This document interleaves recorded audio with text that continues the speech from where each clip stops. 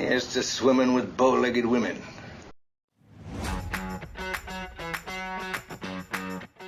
Hello and welcome to our third Move the Needle Classics Collection episode, and confusingly our sixth date night episode, where a pair of amateurs haphazardly dissect one of the movies that we previously inducted into our MTN Classics Collection, which we've also happened to see together at the local movie theatre.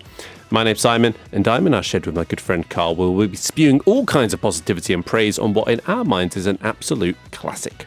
This week, we dip back into Spielberg's sack and explore... Keep going, this is gold. And explore the 1975's monster horror, which sees a massive killer shark unleash chaos on a beach community off Long Island, and it's up to the local police chief, a marine biologist, and an old seafarer to hunt the beast down. Chumming and durring ensues. It's Jaws.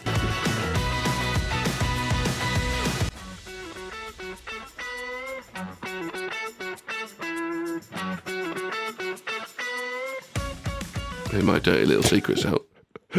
Go on. Yeah, well, I've no jokes. Somebody at work asked me today, again, you record a podcast with Simon? Who? I was like, oh, fuck's sake, yeah. Yes, I do. You admitted it. Yeah. That's the first step. It is. Yeah, to It's admitting you've got a problem. Yeah, exactly, yeah. Oh, so we're spreading. Yeah, so I'm not happy about it. They said they'd seen it on your Facebook. You may as well now, Carl, put it on the notice board at work. Oh God, no. As I said, I'll say to you what I said to them. I said, my wet dream is that we somehow simultaneously make enough money on this for me to quit my job. Whilst no one but listens. Also, no one listens. Yeah. I want to play to an empty room. That's my dream. Yeah. And then I can say what I want without the crippling fear of being wrong. You essentially want the Ballad of Wallace Island. Yeah, I do. That's exactly what I want. Crippling fear of being wrong. Do I have a crippling fear of being wrong? No, because it's not crippling, because it doesn't stop me spouting the nonsense in the first place, does it? It's more a retrospective thing whilst I lay awake at night trying to get the voices to stop. The torturous fear, there we go, without the torturous fear of being wrong. So yes, Ballad of Wallace Island, me just playing to... One guy. Yeah, one guy. Yeah, I'll accept one guy. Yeah. And $500,000. Thank you. Yes, Pounds. that's right. Sorry. Yeah. Winning the podcast lottery. Yeah. So anyway, this is a rare double dipper of Date Night and Classic, Carl. Yeah. A lot of re-releases happening at the moment. Yeah. Actually being shown at the local Odeon as well, which is a rarity in itself. We also saw a trailer for Back to the Future re-release, which I assume is for a 40-year anniversary, because that was 1985, right? Yeah. That works. What are your thoughts on the re-releases? And are there any classics you want to take your kids to see on the big screen? Absolutely love them. Back to the Future might be one. Have they seen it? No. Indiana Jones might be one. Which is now. Oh, is that now? Indiana Jones won't be one. My children are ill at the moment. Oh, did you make them ill with your no, I think horrible they made cold me thing? ill, actually. That's usually the way. Anyway, so yeah, no, I love them. I think, honestly, it's a lovely way anyway, like we've done with Jaws, to give generations a chance to go see the film on the big screen that they just otherwise wouldn't have had. But also, let's be real, these films are a fucking hell of a lot better than what's coming out of the cinema anyway at the moment. So brilliant.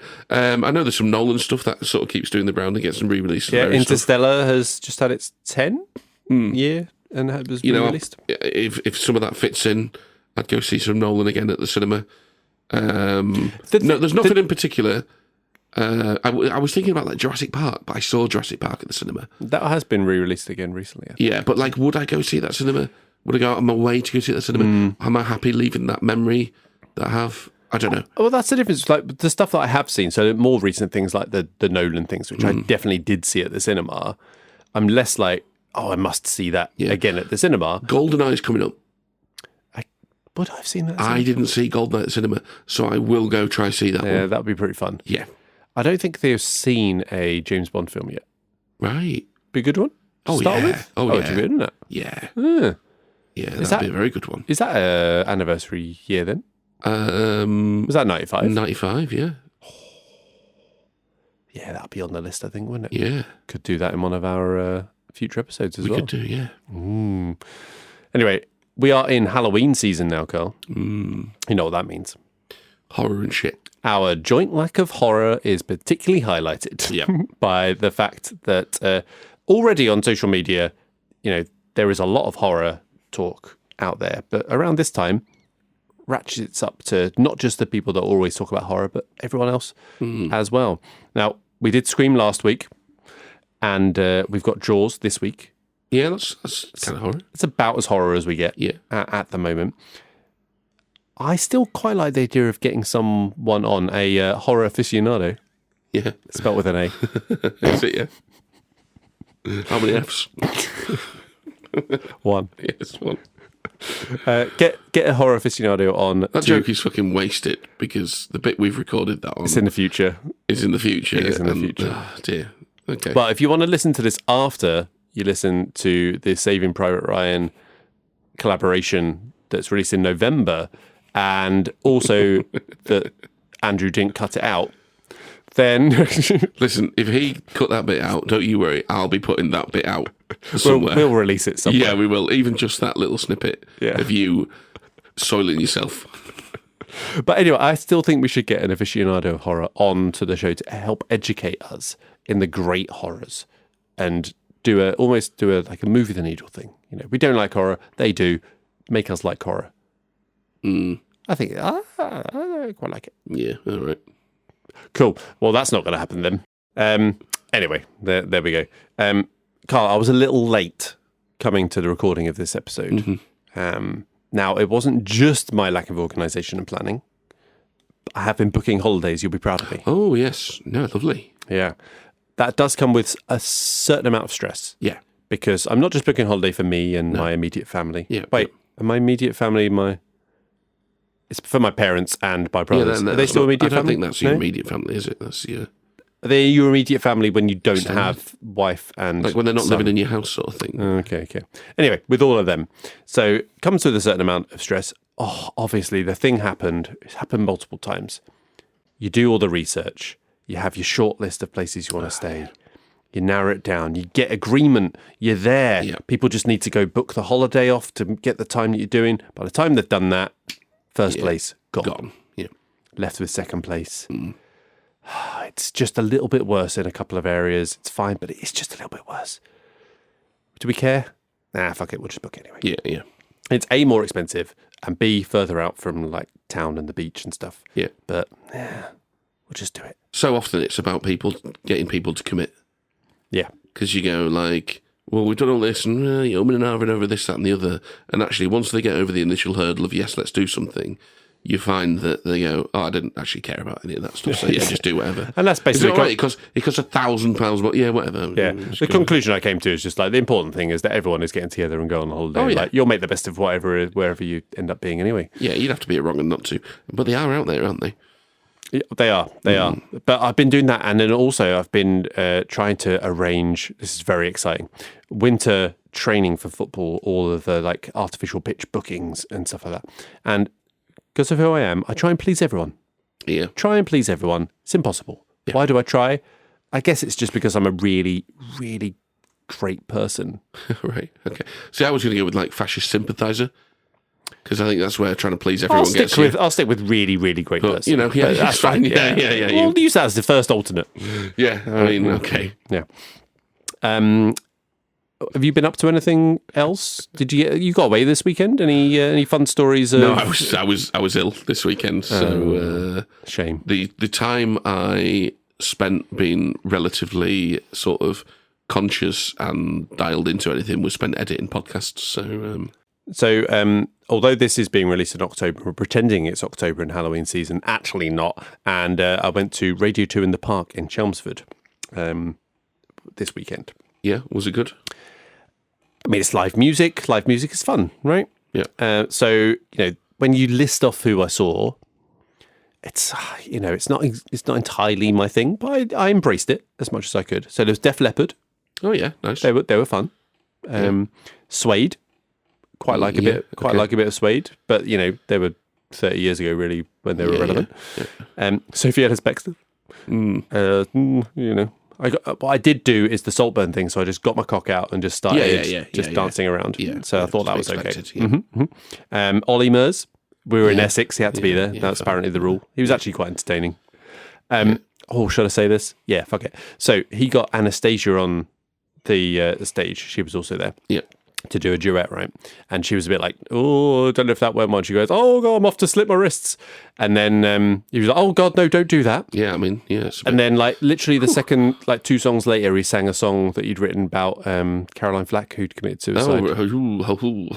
So all I was imagining, I was just kind of giggling to myself, going, Anastasia's going to be really upset with herself that she's just done that. And then he's done this whole moving thing about singing this really emotional song. He knows how people can say stuff under funny though.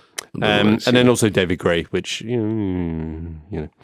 So not getting any street cred for, those acts. I'm aware of that. But it was sunny. Got to spend the day with friend of the pod and actual friend, Will. And actual friend, yeah. Who didn't want to go to see the music, but we saw him. He lives in Chelmsford, so we saw him before. What sort of music would actual friend and friend of the pod will normally? Shit! Right now you're testing my knowledge of a friend. That's harsh. Yeah, who's really the friend here? He's really got diverse. His favourite album, The Best of the Beatles.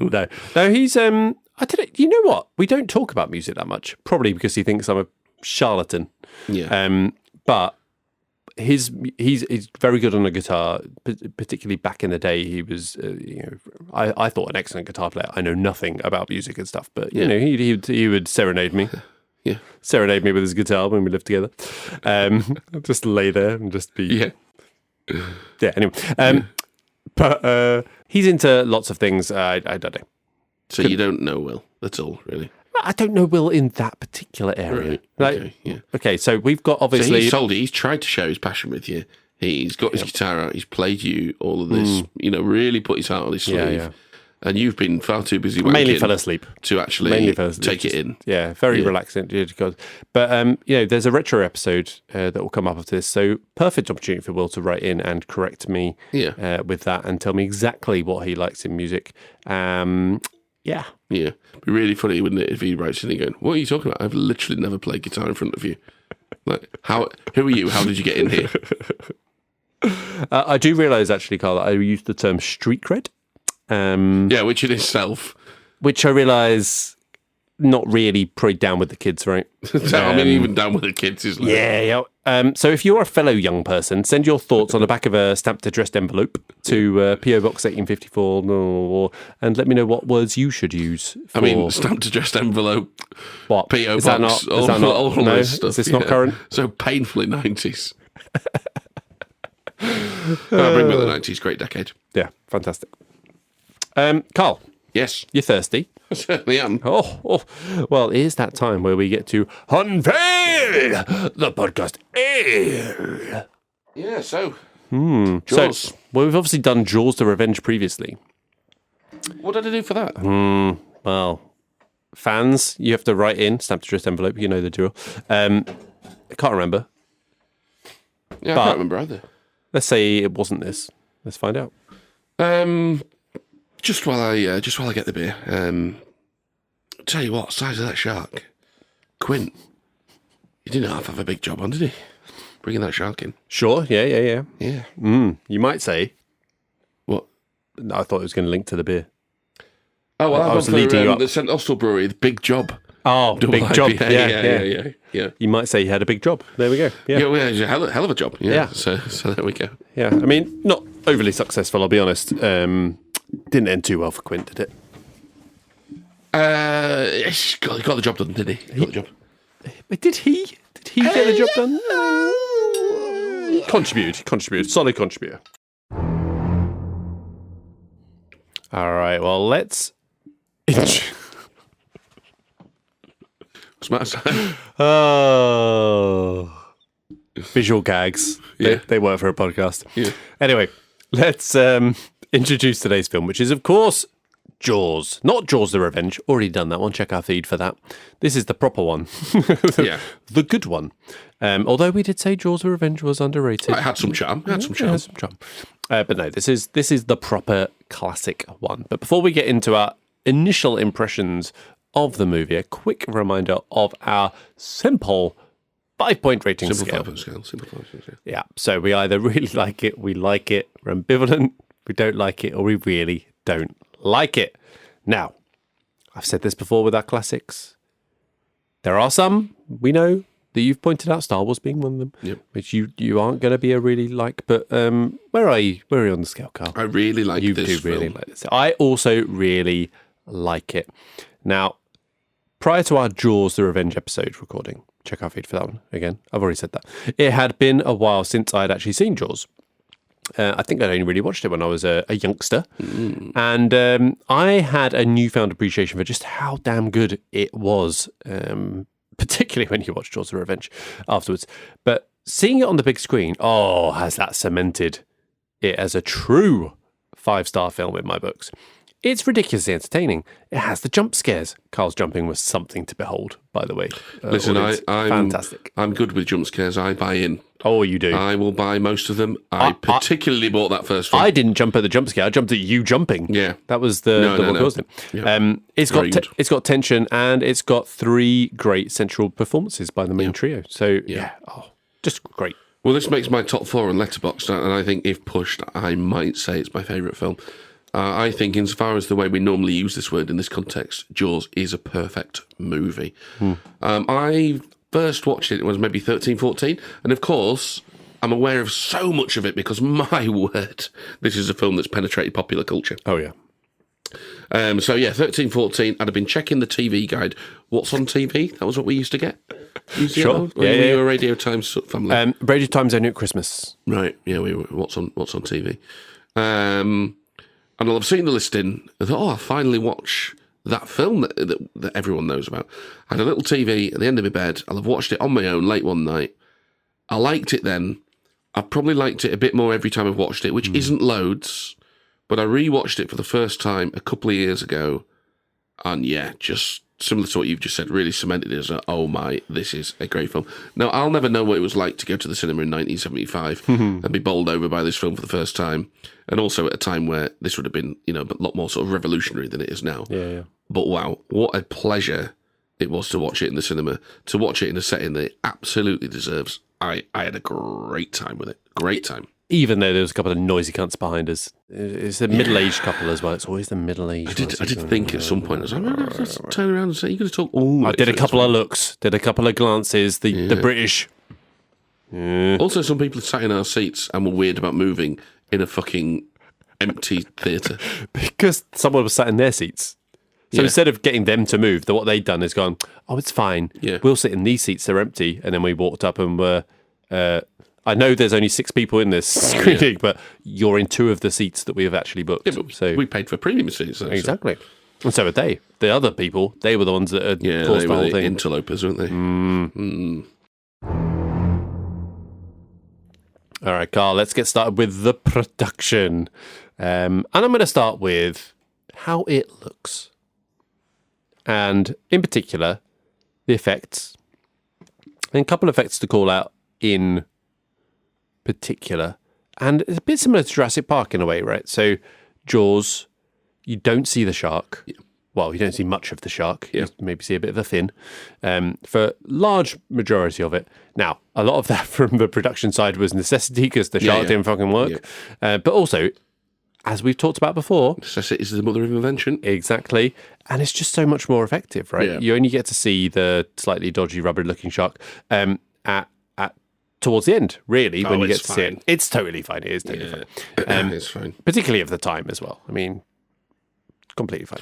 Sharks are always also a bit weird looking anyway. Yeah, they are. Like a bit rubber looking regardless. They kind of look like they haven't been made right with their mouth and face They and do, stuff. and like they've got this, and part of it is that fear factor of which this film is a major thing of. They feel like this mythical creature, so you're up close to them. It's like, ooh, is that really real? Yeah, no, strange looking things. And of course, as we said on the Revenge episode, they've got 2 dicks. I forgot about that. Yeah. I did forget about that. Have a look. Check it out. Google it. Yeah. Again. Do it at work. It'd just be that thing of just, do sharks have 2 dicks? The answer, no. What are you talking about? Yeah. They do have 2 dicks. Don't you worry about that. But other sort of more subtle effects. So the whole sinking of the boat at the end, right? How they've done that? Because obviously done it in like a tank or whatever, right? They wouldn't have done it in the sea, probably.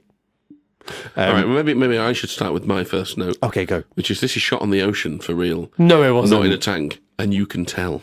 Wow, that is impressive then. Yeah, it's one of the reasons why production went so badly. Because Spielberg insisted in shooting on the ocean, and that brought with it tides and things like that. Yeah, and that the boat, the Orca, actually did sink, so they had to rush to get some shots because they're like, we got to use this.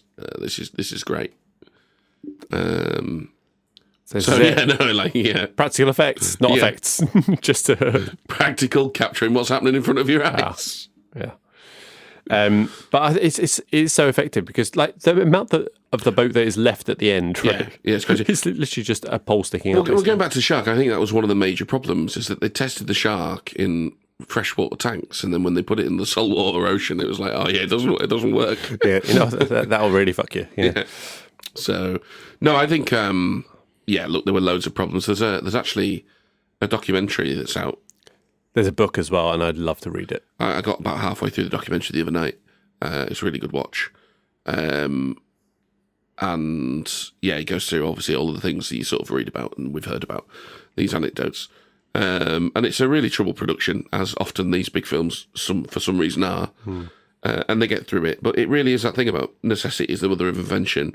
They've come up against all these challenges, they've negated them, and actually the end result is just so fantastic. They could not have planned it better. Yeah, I mean, Spielberg half jokes that they started production without a shark and without a cast, because they hadn't cast the majority of the leads until a few days before. The other part from the visual side of things that I thought was incredible, particularly on the big screen, I noticed this a lot more, was the first shark attack. Yeah. How they have got her being thrown around and moved around. Yeah. She's not swimming there. No, they've tied her legs, and they've got crew from either side basically pulling her. And it's so effective. Yeah, I mean, they parody that in Ace Ventura, don't they? The first one. Yeah. And it's amazing because you look at it in Ace Ventura and it kind of actually looks the same as what they've done in the thing. And you go, oh, that's kind of ridiculous. But when you see it in context in the film, it's kind of scary. It's like this thing just pulling her aside, this force. And it looks real because it is real. Yeah. She is getting pulled around, backwards and forwards. That she can't do anything against. It's no. But the other shark attacks are also really well shot as well because, again, it's kind of an increased unveiling of detail and of the shark. The first one, you don't even see that there's a shark, really. It's just all of that. Yeah. You get to the Lilo one and you see a little bit more. And killing a child, Brutal. Bold. Absolutely brutal. And the dog as well, which passed me by. Yeah. Subtly. Just not there. He could be fine. He could have just run off. Yeah. He could have sensed danger and he's gone somewhere safe. Yeah. He didn't have to die. You don't know that. Do you think he's gone ashore? He's gone to a farm, Carl. He's gone to a farm. And she's just gone, fuck off, you're not Alex. Go away, don't you remind me of him. Everything reminds me of him. Go in. Send the dog back. No, I think the dog's bought it, mate. No, he's fine. No, look, it looks incredible, and that is my first line is my overriding thought. It's shot on the ocean for real, and you can tell. And actually, it's one of the things I love about this film because it's set in an environment I absolutely love. The sea, the open ocean, these glorious beaches. It's second to the bar, yeah. These glorious beaches and whatever. It looks gorgeous. Yeah, really, really good looking film. Now, sort of similar to what we were saying about stuff not working and then you end up with the end product is amazing. I think the screenplay is amazing, but from everything I've read and watched, the screenplay probably isn't amazing. The screenplay is absolute dog dirt. But the screenplay as it ended up, the version where it's like loads of stuff's been crossed out and there's loads of rewrites and biro over the top, yeah. Whatever they ended up with, it's amazing. Because I just think so much of it is so well delivered in terms of the characters and the dialogue, and it's very, very direct. But yet we did, and I noticed this in the cinema as well when we were watching it, a lot of the little lines, the throwaway lines in the background do such a good job to fill in blanks, characters' motivations and add colour to them.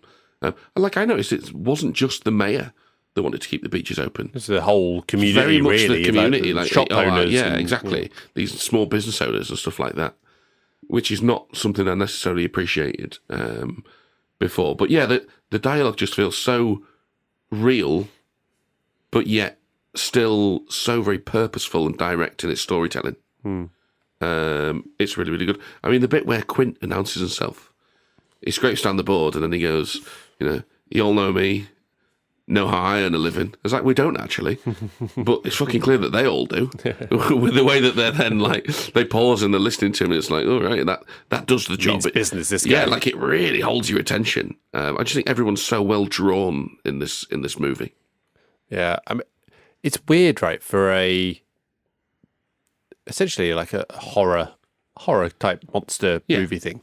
There's so much lightness and fun to it as well. Like, there's definitely some humour. Large parts of the in between bits are quite light or have light moments, and I think a lot of that comes from the Hooper character. He has some sort of fun asides from when he first arrived to throughout, and I think it's kind of strange, isn't it? Because you kind of expect one of these films to have that tone of dread and horror, but actually, to start with, the first half of the film it's largely like quite relaxed and thingy, with then moments of Hooper brings a lot of that, but also like there's bits where someone is, I can't remember who it is, someone goes up to Brody and is saying something to him and he just dismisses it. That's a hell of a bad hat, Harry. Whatever. And, that's some bad hat, Harry. Yeah, and it's just like, just normal people talking to each other and a bit of banter that they might have. There's the bit where Brody's talking about Michael playing in the water. He's not on the water. He's in his boat or whatever. And, Mrs. Brody is kind of like... Ellen, yeah. She's kind of like... you're being overprotective, and then she looks down at the book and sees the picture of the big sharks. Shark eating the boat. Eating the boat, that's right. So on point. It's like, Michael, will you listen to your father and get in right funny. now? It's funny. It's funny. Yeah. It's actually quite Spielberg-y humour. Like the sort of thing you'd see in like E.T. or something like that as well. Yeah. But yeah, I mean, the lines, as you say, that it's got classic lines and it's got the even... better than the classic line which is often misquoted. Yes. You're going to need a bigger boat. Not we're going to need a bigger boat. You're going to need a bigger boat. Yeah. It's got that's some Bad Hat Harry, as you said. Bryan Singer's production company named Bad Hat Harry. Oh, really? Yep. Oh, very good. Yep. Smile, you son of a bitch. Yeah. We're going to use that more. Here's to swimming with bow-legged women. Oh, yeah, that's good. Yeah. Here's to swimming with bow-legged women. And they're all going to die. Yeah. Hooper has a couple of things like that. He has a few muttered under his breath things to Quint as well, which I think are just really effective and perhaps a result of how the production was as well. Because not to talk all over cast here, but let's just say that Robert Shaw was troublesome with his drinking on the production. So bullied Dreyfus for much of the shoot after Dreyfus had thrown his glass of booze over the overside into the ocean. So there was a little bit of tension on set because of all that. Which of course is perfect for the film because that's exactly what the script demanded of them as well. But it's really, really good. Did you read much about the book and how that differs from the film? The only bit I read from relating to that is that Spielberg said that when he first read the novel, he found himself rooting for the shark because the human characters are also unlikable. Yeah, which definitely not the case in this movie. Right? No, you kind of warm to all three of the central characters. It's really only the mayor that you're that is the bad guy. Yeah, in terms of the human characters, right? Well, so apparently the book was just so much denser and much more of a sort of pulpy soap opera. So there was subplots left, right, and centre. Mm-hmm. I'd read that there was some mafia influence on the town, which is why they were so desperate to keep the mayors open, the beaches open. Didn't you talk about a movie you watched recently that was about mafia and sharks? That was the Australian independent thing where the mafia were running some sort of like bootlegging or gun running operation. Do you reckon that was influenced by the Jaws novel? Well, maybe. Yeah, they've read... there's all this gold in Jaws the novel that wasn't put on screen. Yeah, and then they happened to end up in these shark-infested waters or whatever. And apparently there was, in the book, there's an affair with Hooper and Brody, Eileen. Oh, really? Eileen, yeah. Okay. Which they cut out because they were just like, no, like... It's confusing things a little bit, exactly, isn't it? like as an adaptation, this needs to be clean. We're going against the monster. We need these cleanly drawn sort of characters. Yeah. So yeah, some good adapting going on there, from what I can tell. Let's talk about the music. Let's talk about the music. So John Williams score, iconic theme, obviously. Spielberg thought it was a joke. Yes, I love that. Ha, that's good. What have you really got for me? Yeah. But has since obviously recognised the fact that it adds so much, It's amazing. so much to it. Now, I've previously mentioned, and I honestly can't remember when I mentioned this. I probably mentioned it twice because I probably mentioned it when I watched Jaws and probably when we talked about Jaws: The Revenge. But I thought the tone of the music goes slightly astray when they're out on the boat. And your argument was, it's becoming more of an adventure piece there, Yes. so it's a little bit more rip-roaring. I noticed this was an observation you had in Road to Perdition as well. Yeah. The episode that hasn't come out yet, probably. Wait, no, it's next month. You. I think you really struggle with when the music changes tone. And my argument for this is, yes, the music's changing tone, but that doesn't actually affect the overall tone of the film. It's just that's what these characters are up to at this moment, and it fits perfectly well. And I maintain that the Jaws is a fantastic example of when they go, no, this is some lightheartedness as we go off, and almost we regain control of the situation. We've come together as a team, and the ball's in our court now. And it demands that sort of light-hearted, almost heist music kind of tone to it. I think it works very well. Yeah, I'll be honest. It was less noticeable this time, but it's still there. Now, I do take your point that is the part of the movie where they are on a bit of an adventure, and actually it turns into that initial part as a little bit of a buddy movie, Yes. with the three of them. Building that relationship, gaining respect for each other and learning about each other and all of that. And before they start really taking on the shark, there is that aspect of that adventure. So it's a fair point. It didn't jar like it did in the previous one in the cinema. I think you need it because then when Quint does his USS Indianapolis speech, which grounds everything and brings everything back down, and then we immediately lead into the shark attacking the boat. Yeah, that hits so hard because of where we've come from. That's a fair point. I think that's why that really works. No, like it. How do you like the length, Carl? I love the length. Solid 2 hours 4 minutes. Yeah, I love Bang the on. length. And Flies by. it does fly by. Absolutely flies by. Yeah, perfect. Budget. Oh, this is a good one, Carl. This is a good one. Budget, 7 million. The Thing levels. 400,000. Whatever that means. Listen back in our feed if you want to know where that joke's come from. Box office, 490 million. Yeah, 7 million is incredible because the film looks so good.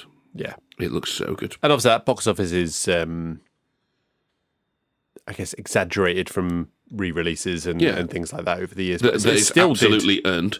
Yeah, it still did good numbers just on release. Like they said, 67 million people I don't saw know if I this said in this the on cinema. air. 67 million people saw it at cinema. They said. Yeah. Is that right? That can't be right. That seems too many. That seems like not enough. You reckon 67 million people in America? Oh, in America? Yeah. No. Sorry, I didn't add the America. Yeah, that seems like a lot. Yeah. But also completely believable because it's that kind of thing where you go, what, you haven't seen it. Yeah. You must get to see it. I don't know if I've said this on air, I might have done.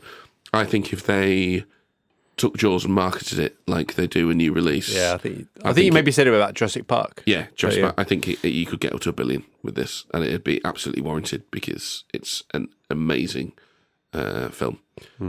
I mean, yeah, look, the budget is what it is, and that's incredible. But there's still some real craft gone into this. I mean, that shot, the dolly shot, where they zoom out when he sees the shark on the beach after it's gone after the kid on the lilo. I still can't get my head around how it works.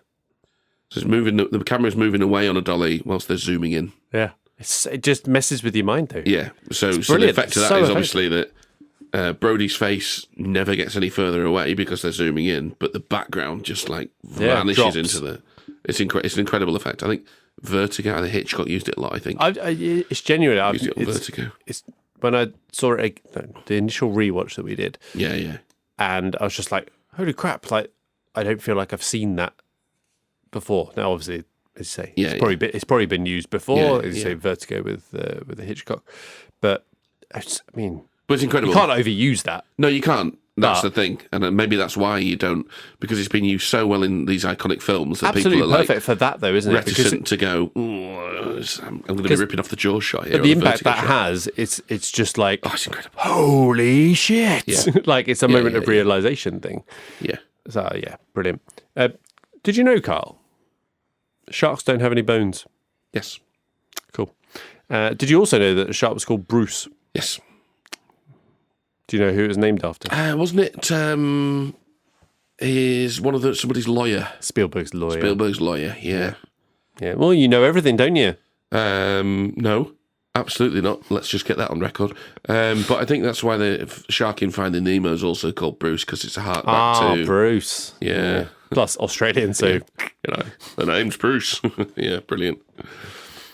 You got anything else? He's really such a nice guy. Anything else on production, Carl? No, not production. Do you fancy a little game? I'd love a little game. Alrighty.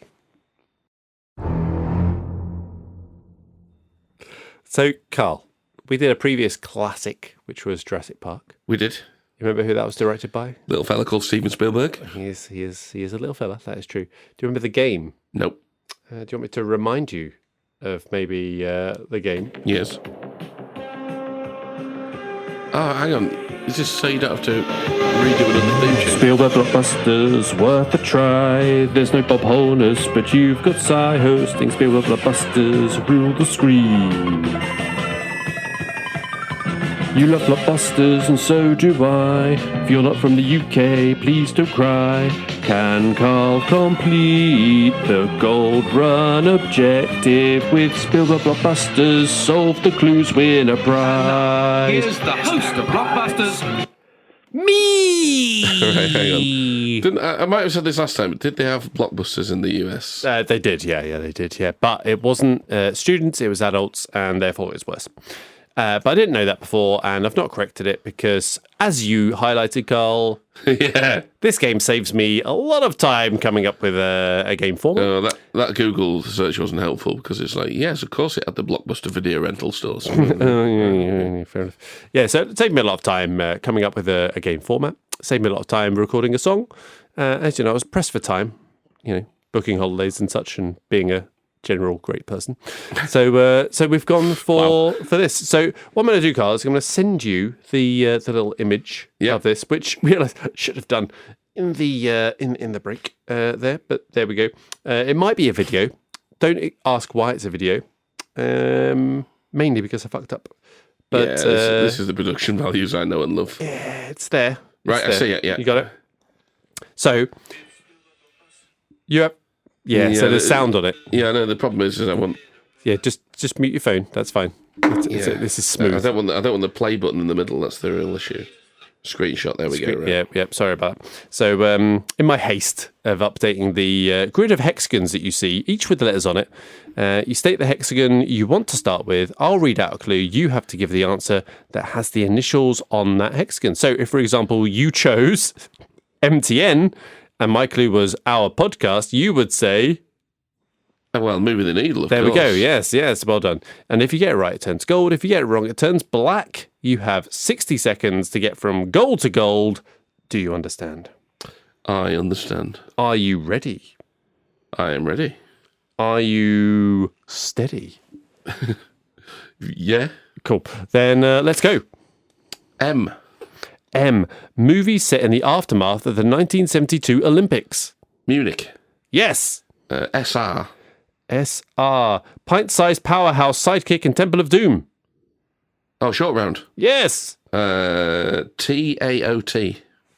Jamie Bell and Andy Serkis did mocap and voice in this movie. Oh, the Tintin one. The something of the something. Oh, shit, I don't know. EB. EB. Roy Scheider's character's wife in Jaws. Ellen Brody. Yes. J. Name of the horse in Warhorse. Oh, fucking hell. I've no idea. KOTCS. Indiana Jones movie with CGI gophers. Kingdom of the Crystal Skull. Yes. S. Name of the little girl in BFG. No, D. Name of the prototype mecha played by Haley Joel Osment. Oh, fuck. Don't know. Oh, where you going now? AI in it. Well, I'm fucked, aren't You are fucked. I'm back into it. You have to go all the way back round. I have to go I, wouldn't I? Well, your time is up, but let's continue. Yeah, I have to go I. What was the Heather Joel Osment thing? It was David. Oh, fuck knows. Right. Yeah. What's I? The state that Private James Ryan was from in Saving Private Ryan. I don't know. Indianapolis, was it? No. Indiana? No. Iowa. Yes. K. Not going that, but K. Okay, K. Name of Tom Hanks' home country in The Terminal. Oh, that's... didn't you ask me this last time? Cracovia or something like that. Yeah, Krakosia, I'll give you that. Cracovia, yeah. Oh, that was definitely less successful than your first attempt at this game. Yeah, it's just... But there we go. Well, because it wasn't just names of films, this one. It wasn't names of films last time. Wasn't it? No. Right. Last time you came up with some excellent knowledge of things such as Frank Abagnale Jr. Oh, yeah, fair enough, yeah. And things like that. So yeah, tough one. Didn't get the star prize. No, this never time, mind, Carl. never mind.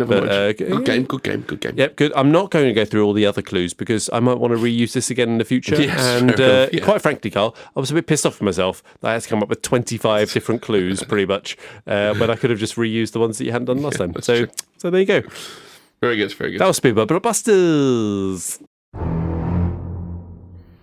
All right, let's move on to the plot. And I want to start, like the film does, with boobs. Yes. I remember watching it on the second most recent rewatch, not in the cinema, going, it's boobs. It's boobs. In Jaws, it's boobs. Boobs. Yeah, it was very dark, though. I turned the brightness right up on the TV. Could see him very clearly. Yeah. But I talked about how light this is. There's like the light moments that you have at the start. So it starts with drunk kids, a guy not being able to get undressed to go pursue said naked woman. He had a couple. He had a couple. He seemed to get increasingly drunk as he got closer to the sea, I'll be honest. It didn't seem too bad to start with. And then he was pretty leery. Yeah. And then the other light moments, you have the police station thing where you're introducing Brody and stuff, and there's quite a good little interchange there, similar to what you have in Jaws of Revenge as well. You have the locals coming to hunt the shark and getting in the boats just as Hooper is arriving and stuff, and there's just running around. Yeah, Brody's trying to figure out what the heck is going on and try and stop people killing themselves and all of that. You've got the hapless policeman. Deputy who's just all on his own is just like, oh, come on, these are your people. Is that not my people? Did you see their license plates? Yeah, they're from all over. Delaware or whatever. Yeah. So all very light up until sort of Hooper's arrival, and he brings even more lightness.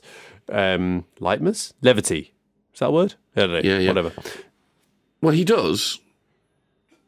But he also brings the start of the... this is our way in to be able to do something about this. It's such great storytelling, this film, it really is.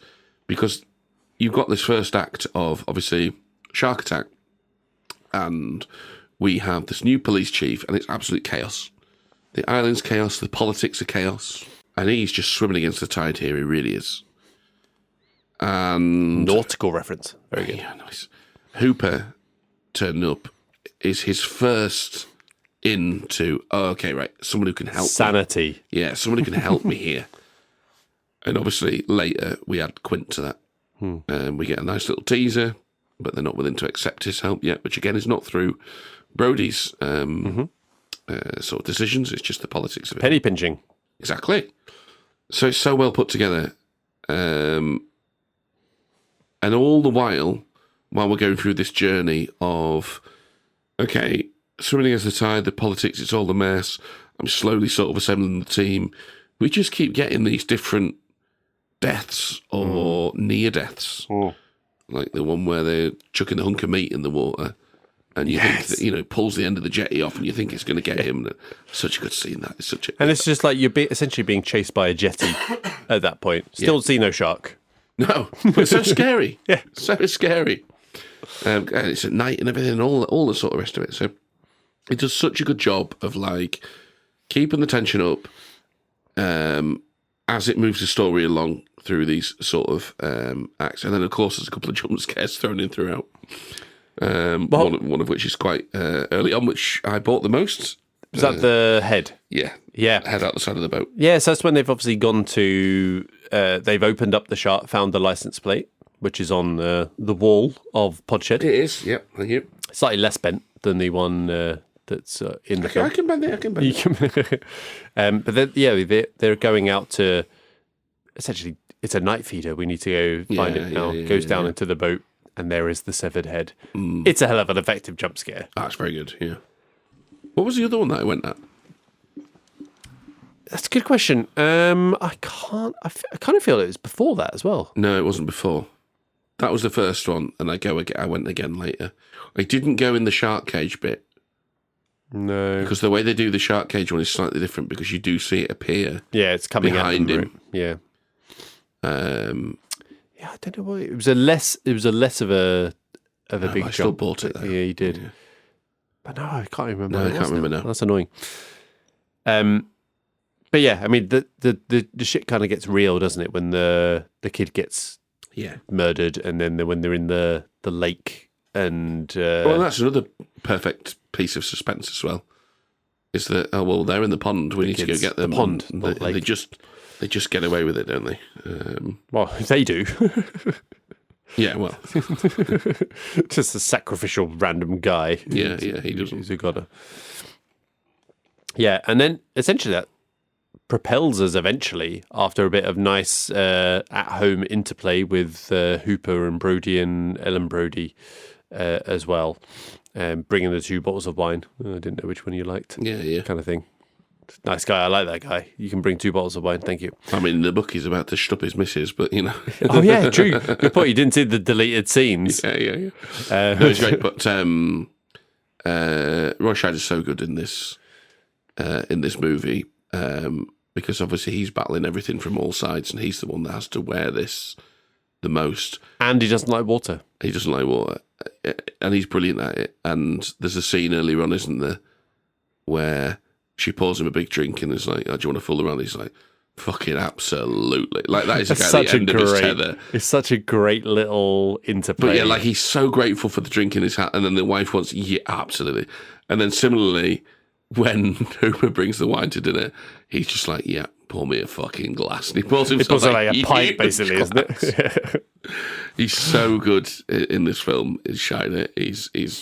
He's really wearing it all. I feel really like carrying it all. His glasses do a lot of work as well. Wearing those glasses as They're he pretty does. iconic, aren't they? They are. Yeah. Like if he wasn't wearing those glasses, I don't know. I think we'd be missing something. It's that part of sort of production design, set design. I don't know, whatever it is. Costume, I guess. Yeah. Which I really think it really adds something.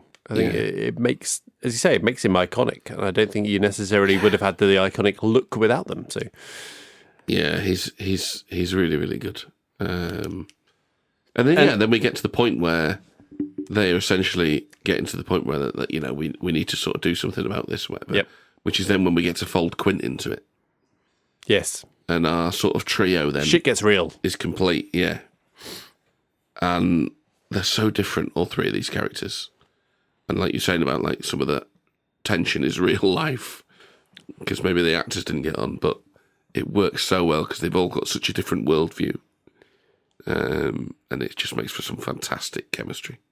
I think what I found really interesting about that is that actually it could have become that boat hunt scene quite repetitive and a little bit laborious, like as they're attaching the barrels to to the shark. Essentially, it's the same thing. It keeps happening. It's so compelling, though. Because it's so well put together, though. It's a ride. It's up and down. So it's not like, oh, now we're on the hunt. This is it. And it's going to be a monotonous set piece for the next 15 minutes. It's up and down. And part of that is the characters, because there's still like tension between them. And like, you get something on the line and Hooper's going, it's not a shark. It's maybe a bait for, a sport fishing or something like that, game fish. But it's not a shark. And then it bites through the line, and he's like, yeah, tell me that's not a shark.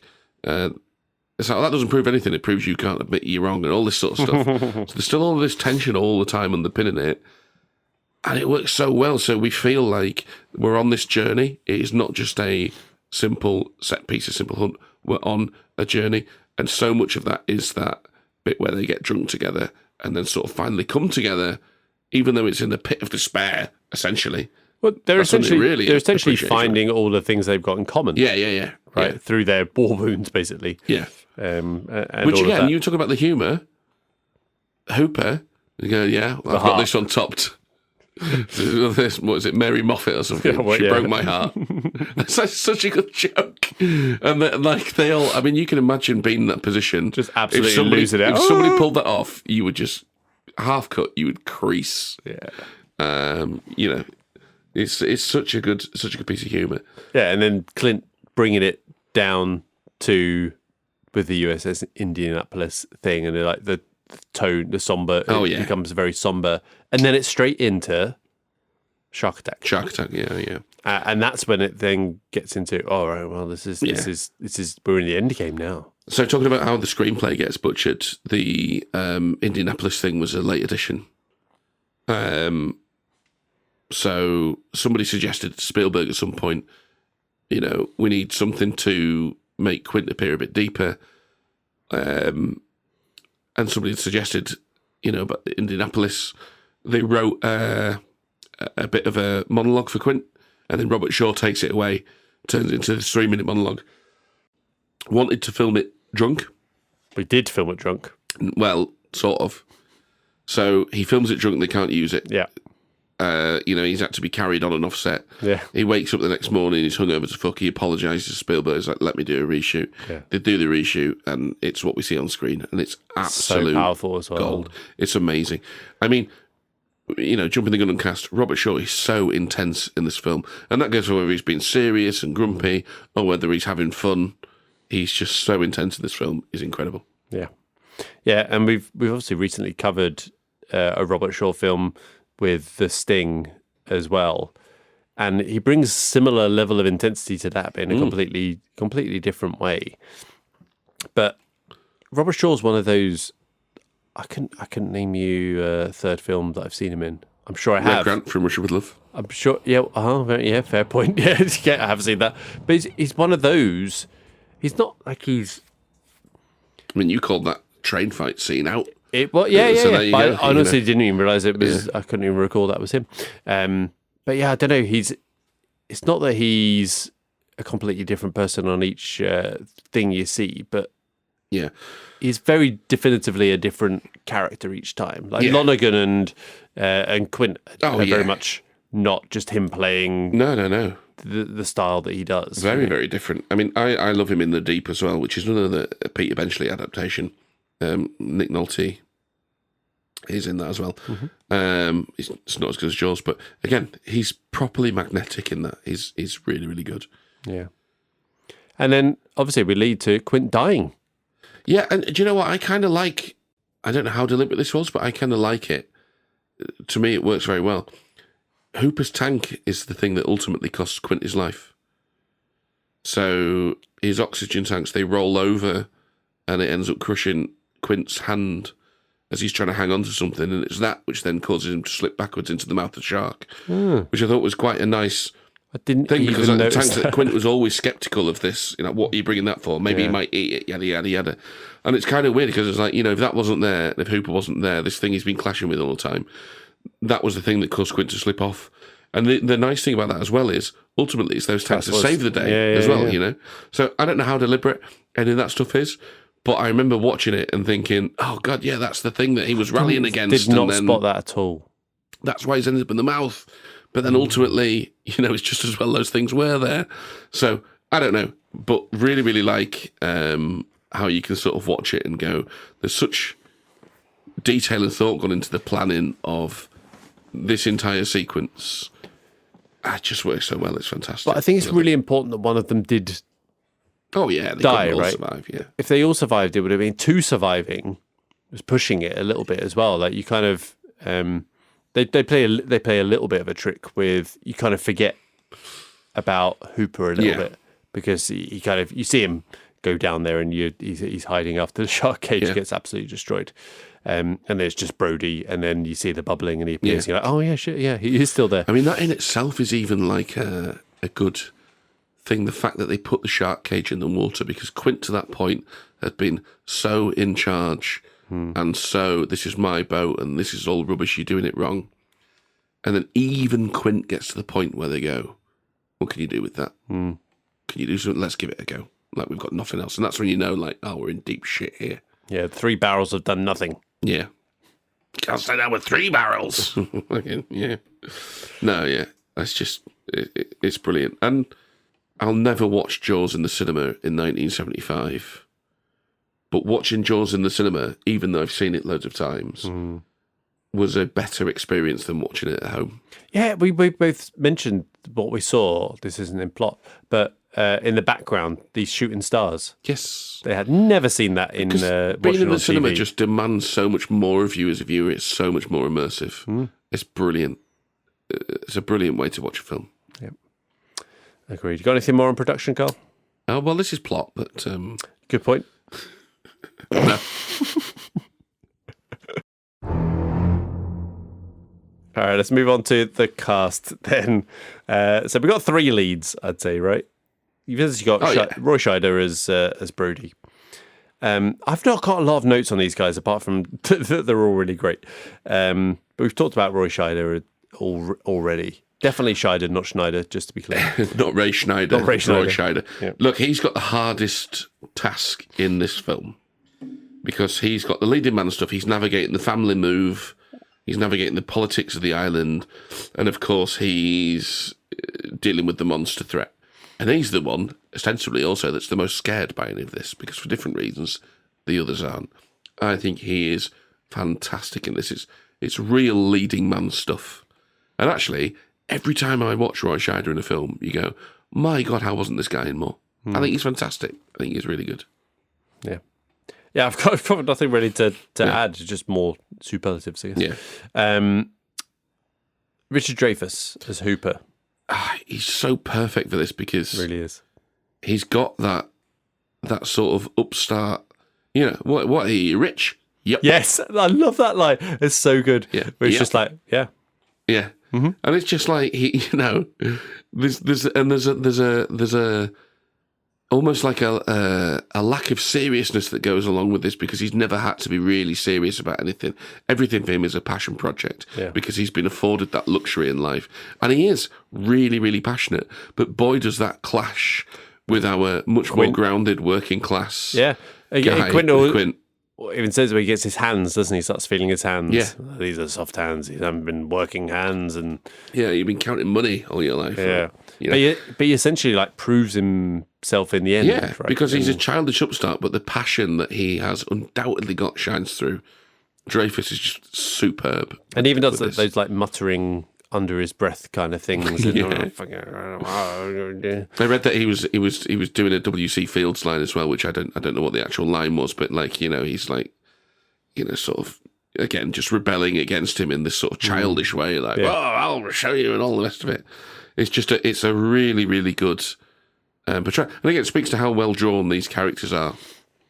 And then of course, sure, Quint, iconic. He's stubborn, but he has got deep. That intensity he brings is incredible, and it's not just intensity and the seriousness, but he has a moment where he's rebelling, like, you'll burn the engine out, and he's just like, you fucking burn the engine out. You watch me burn the engine out, sunshine, watch this.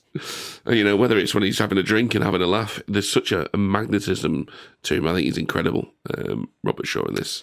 Do you think the character is meant to be a bit of a troublesome drinker as well? Because he obviously brews his own moonshine. Yeah, that's true. Brews his own, has some on the boat.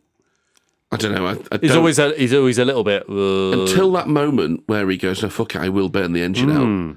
You sort of never get the idea that it's a problem, though. It's like it's not going to get in the way. No. But maybe that is why he did that. I don't know. Yeah. But then equally, it's a bit of a trope, isn't it? You associate your seafaring types with a bit of the booze, don't you? Got to get through it somehow. Maybe. Yeah. Roy Scheider described his co-star as a perfect gentleman when he was sober. All he needed was one drink and he turned into a competitive son of a bitch. Yeah. And I imagine someone like Roy Scheider's dealing with that a lot better than Richard Dreyfuss is. Yeah. Although Richard Dreyfuss did say he taught him a lot. So it was a really difficult experience, but ultimately taught him a lot. And I think that was him. He was speaking specifically about the Indianapolis monologue. And he sort of, I guess it's a bit of the game recognises game thing. If you can take, that's what always impresses me when people like take that, they take a scene, they take a dialogue, they go like, they essentially internalise it. And it's important to recognise as well, and it's not an excuse in so much as like, it doesn't mean Robert Shaw wasn't an arsehole. But like, Robert Shaw was an ill man. Yeah. And it's important to, distinguish between the illness and, but boy, he could really act.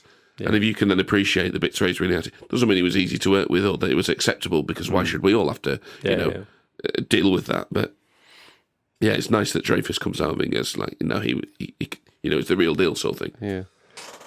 What about the supporting cast? Anyone you want to call out? I've got 3. So Lorraine Gary. Yep. Ellen Brody.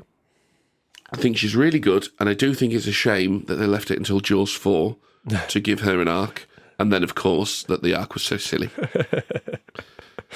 We'll talk about what, psychic sharks? We'll talk about the sequels talk about the sequels in the retro, as we will do with yes.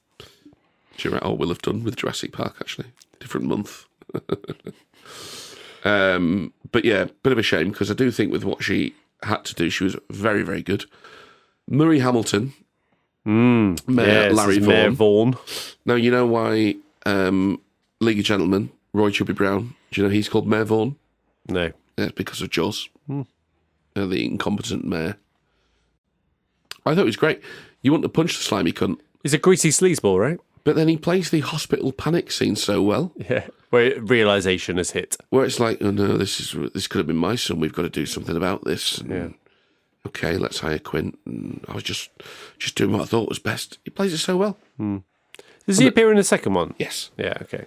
I'm sure you mentioned that. I'll try and watch that before we get to the retro. Yeah.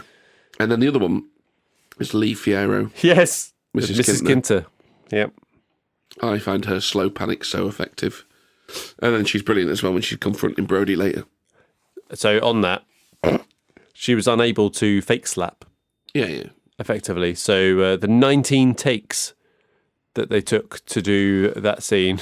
You say, for God's sake, just hit him. Yeah, Scheider said the most painful experiences of his acting career. That's good fun. Just getting slapped for 19 takes properly. So yeah. I thought, and look, a lot of that scene is so good because of what Spielberg's doing. The way the camera moves when everybody runs in, but then she comes out of the crowd. But yeah, her sort of slow realisation.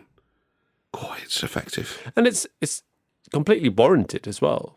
Her reaction to it and stuff. It's not like it's an irrational act that she's doing. It's like he wasn't strong enough. He wasn't strong enough to mandate the whatever and overrule what the mayor and everyone else was saying, even though he knew what the danger was. So it's a complicated character. Brody, because he does hold some responsibility for it along with the mayor, really. Oh yeah, for sure. Recasting, Carl. Tricky Date one. night, mate. Not done it. Do we not do Beerbiss Classics? Yeah, but it's a date night, mate. Not done it. Do you want me to throw out a couple? Yeah, go for it. Okay, so Brody, the big dog.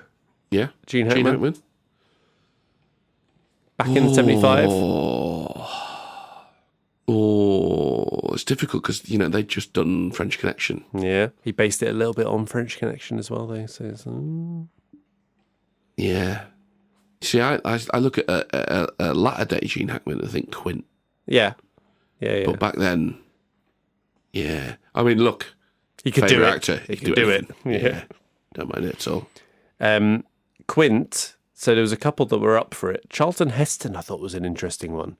Because he'd be able to do the same sort of grizzled, the gravitas. Yeah, grizzled and the gravitas that he would bring to it. Yeah. Similar, I think he'd be quite similar to what Shaw could bring to that. And the other one was Robert Duvall, who was up for it. Fantastic actor, Robert Duvall. Really good. Again, can do anything, but I think he could do that. Yeah. Well, against the world thing on a boat and. Oh, I could see that. Yeah. I could really see Robert Duvall actually. I couldn't think of anyone for Hooper though.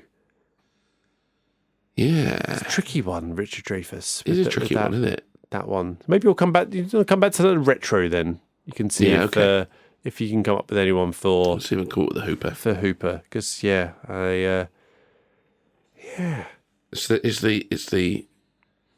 It's the upstart part of it around 1975. That's what we need to home in on.